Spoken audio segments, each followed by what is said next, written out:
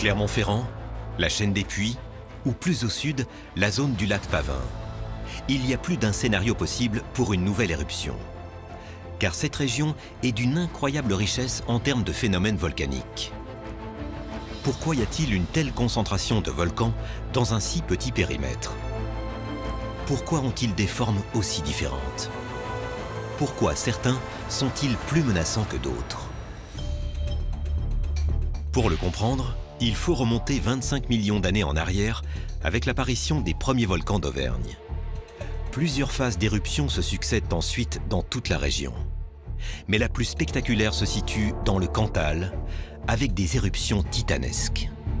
Vous avez des grands massifs volcaniques qui vont naître, par exemple au sud de l'Auvergne, avec l'énorme massif du Cantal, qui est un grand stratovolcan, qui en superficie fait aux environs de 2700 km², c'est le double de l'Etna. Ce volcan a probablement atteint les 3500 à 4000 mètres d'altitude et il s'est effondré sur lui-même. Si de tels volcans apparaissent en Auvergne, c'est le fait de processus très longs et invisibles à l'échelle d'une vie humaine. Des phénomènes extrêmes situés sous la croûte terrestre qui nous en protège.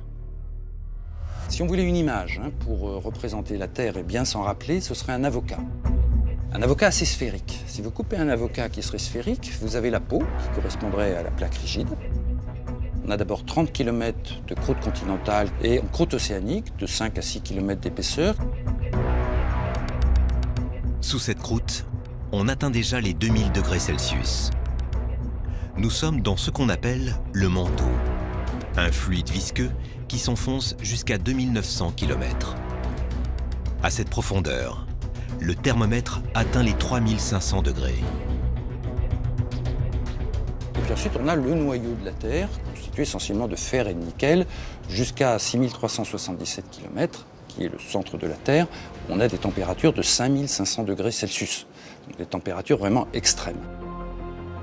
Si un volcan peut surgir à travers l'écorce de cette planète, c'est parce que le manteau situé à l'intérieur de la Terre n'est pas figé. Le manteau fluide, c'est une sorte de pâte à modeler très dure, qu'on appelle un fluide visqueux. C'est sur ce fluide visqueux en fait, que se déplacent les plaques rigides. Les roches du manteau bougent très lentement et entraînent l'écorce terrestre située au-dessus de quelques millimètres ou quelques centimètres par an.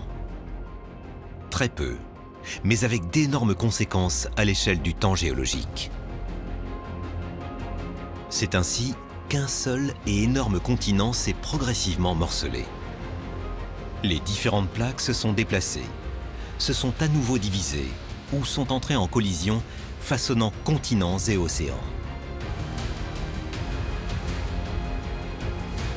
Ce qui est entré en jeu au niveau de l'Auvergne, c'est le mouvement de deux de ces plaques, les plaques africaines et européennes. La plaque africaine dérivait vers le nord depuis longtemps. Et dans la phase la plus récente, elle a fait disparaître un ancien océan et provoqué la formation des Alpes. Si vous prenez l'image d'un bateau, c'est comme si vous aviez la quille du bateau qui s'enfonçait au fur et à mesure que les Alpes s'élèvent.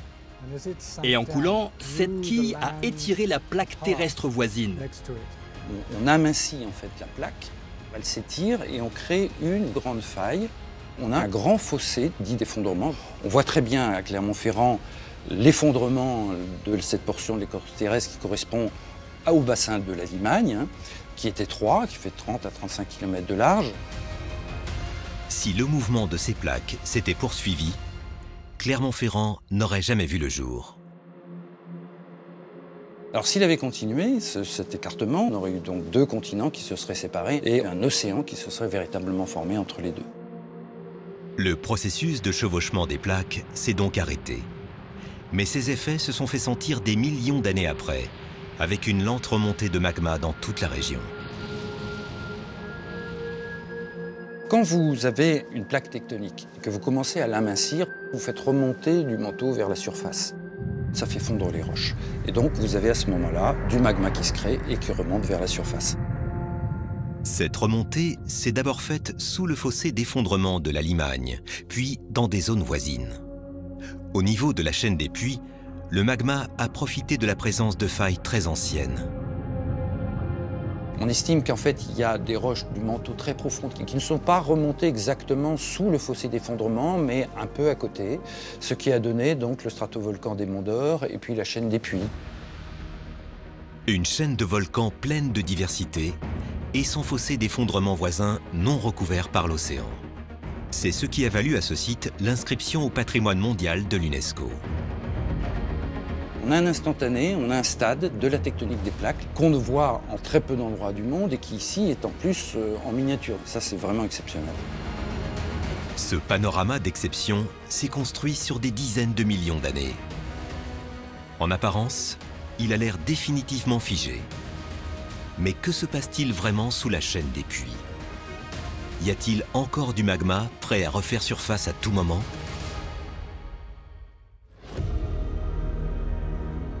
Pour étudier ces problématiques, il existe un laboratoire, l'un des mieux équipés au monde.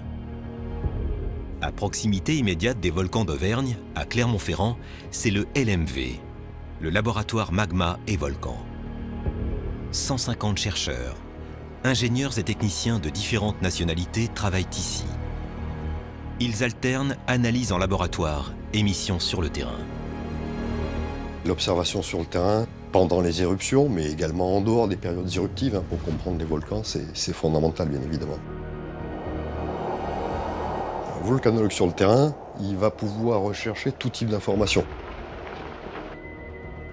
Gravimétrique, magnétique, électromagnétique, chimique, la chimie des gaz par exemple, ou des laves. Toutes ces données vont nourrir les modèles qu'on va pouvoir élaborer.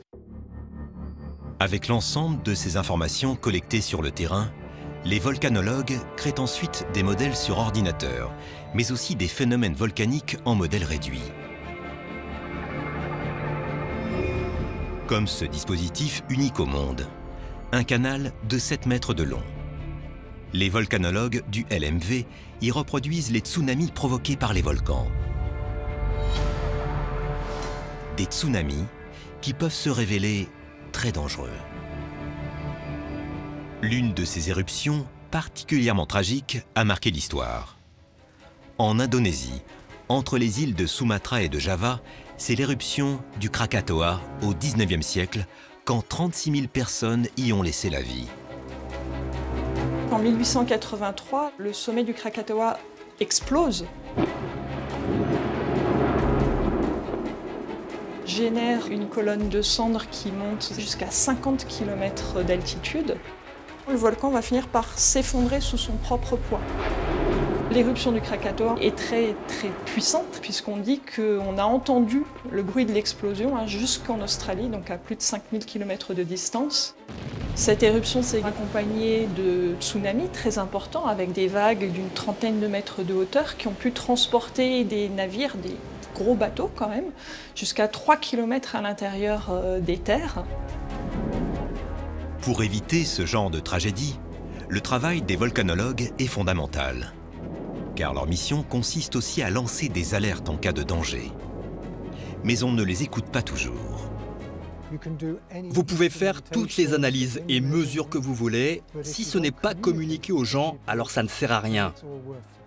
Et on a plein d'exemples de ce genre. L'un de ces exemples les plus dramatiques se situe en Colombie, autour du volcan Nevado del Ruiz. En 1985, les scientifiques avaient alerté les autorités des semaines avant la catastrophe. La ville d'Armero, aujourd'hui détruite, aurait pu être évacuée en quelques heures.